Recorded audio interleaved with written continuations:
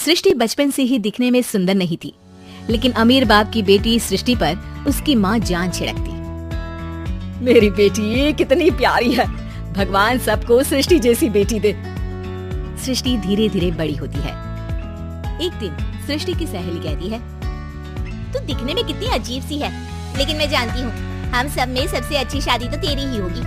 तेरे पापा अमीर जो है, और बता नहीं सकते यार, दहेज तो हर कोई देता है, ये क्या ज्यादा ले जाएगी अपने पति के लिए? अरे बड़े शहर में कोठी है इसके पापा की। अरे पापा की है ना, कौन सी इसकी है?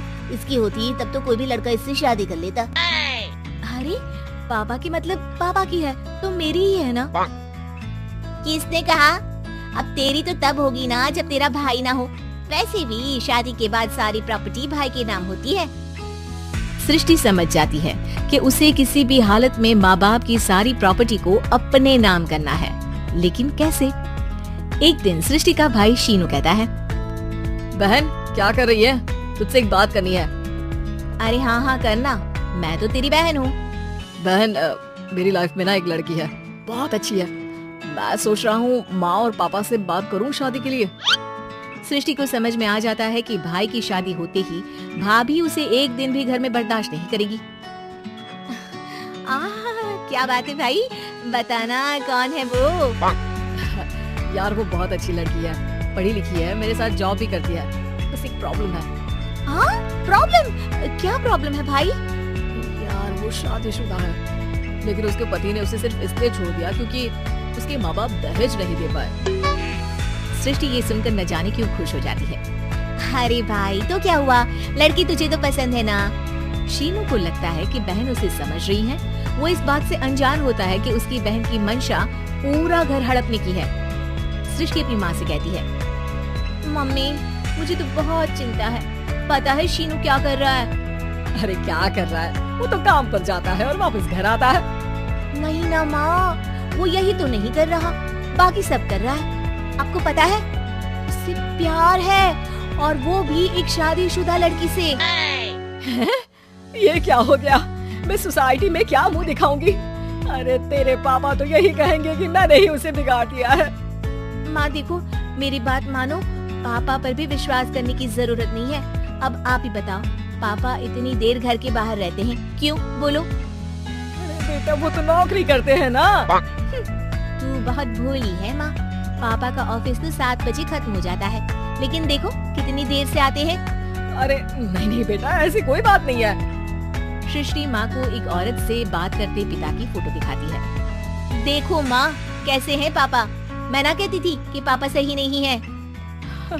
मैं तेरे पापा से बात करूंगी, दे फोटो मुझे। ओ माँ वो तो डिलीट हो गई।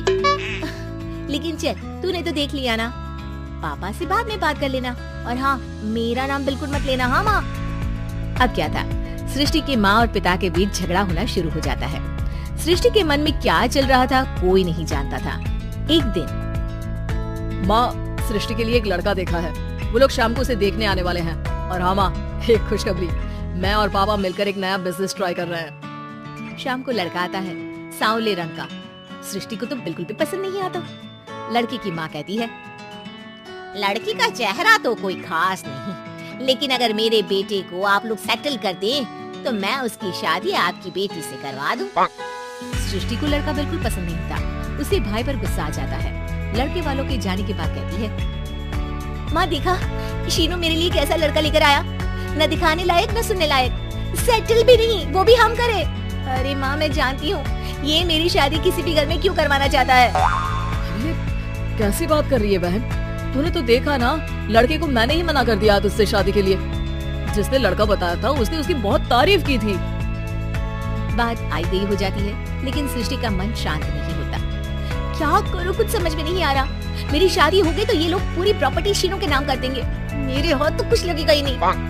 तभी सृष्टि को आइडिया आता है। वो किसी वकील को फोन करती है। जी देखिए, अगर आपके मम्मी पापा का तलाक हो जाता है तो आपके पिता की आधी प्रॉपर्टी आपकी माँ के नाम हो जाएगी, फिर उसे वो किसी को भी दे सकती है। सृष्टि अब माँ को बेटे के खिलाफ भरती है। माँ शीनू पर नजर रखा करो, वो जिस लड़की के प्यार में है ना वो शादीशुदा है। यहाँ आएगी सारा पैसा रुपया जमीन जायदाद सब हड़प लेगी। पापा का भी हाल तुमसे छुपा नहीं है। ऐसा ना हो कि मैं और आप एक दिन सड़क पर भीख मांगे।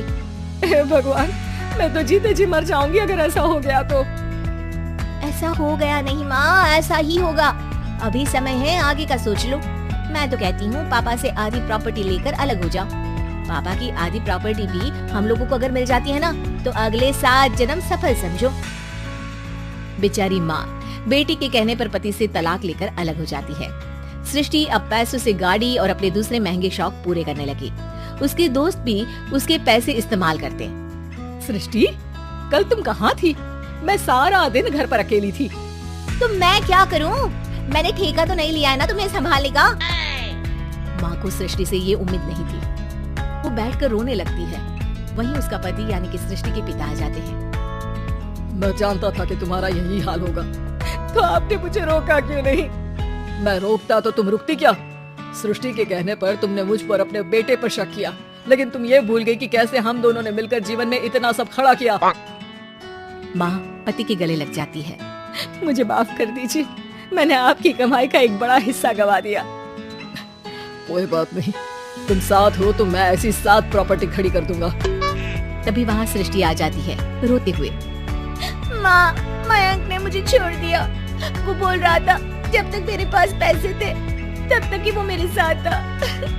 पापा, माँ, मुझे माफ कर दीजिए।